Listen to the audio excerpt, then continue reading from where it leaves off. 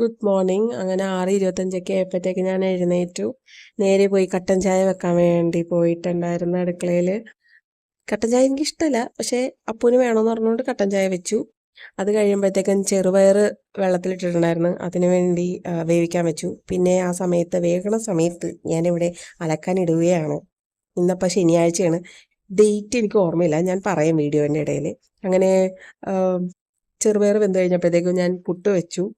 അത് കഴിഞ്ഞ് ഇച്ചിരി പതിയെ പതിയെ ഞാൻ ഇച്ചിരി കട്ടൻ ചായ കുടിച്ചു. താല്പര്യമില്ലാണ്ട് കഴിച്ചു. അതിനിടയ്ക്ക് ഞാൻ ഉള്ളിക്കറി ഉണ്ടാക്കിയായിരുന്നു പുട്ടിൻ്റെ കൂടെ കഴിക്കാൻ വേണ്ടി.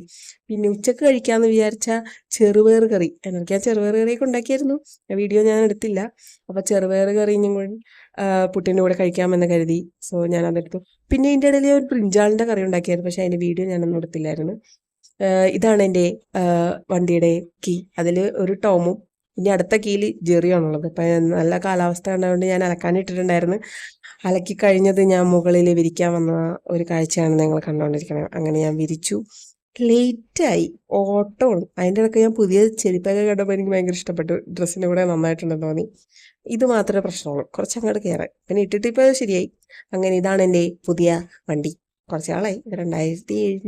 2700 കിലോമീറ്റർ ഞാൻ ഓടിച്ചു. അധികം മാസമായിട്ടില്ല. ഇതിൻ്റെ ഒരു വീഡിയോ എനിക്ക് ഇടണമെന്നുണ്ട്, ഞാൻ ഇടാം. ഓക്കെ.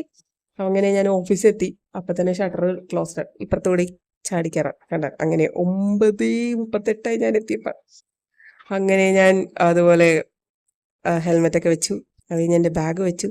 എൻ്റെ സിസ്റ്റം ഓൺ ചെയ്തു. ഡിസംബർ 7 കേട്ടോ, സാറ്റർഡേ. അന്നാണ് ഞാൻ ഇതെടുക്കുന്നത്. ശനിയാഴ്ച എനിക്ക് ഭയങ്കര ഇഷ്ടമുള്ള ദിവസമാണ്, കാരണം ഓഫീസ് 3 മണിയേ ഉള്ളൂ. പിന്നെ ഒരു ലീവ് ഫോമൊക്കെ ഉണ്ടായിരുന്നു. ആ ലീവ് ഫോമൊക്കെ ഞാൻ ലീവാണ് തിങ്കളും ചൊവ്വയൊക്കെ. അതിന് ഉച്ചയ്ക്ക് ഞാൻ ചോറ് കഴിക്കാണ്ട് ബേക്കറിയിൽ ഷേക്ക് കുടിക്കാൻ വന്നു. കുറേ നാളെ ഞാൻ ഷേക്ക് കുടിച്ചിട്ട്, കുറേ നാളെ ഷേക്ക് കുടിച്ചു.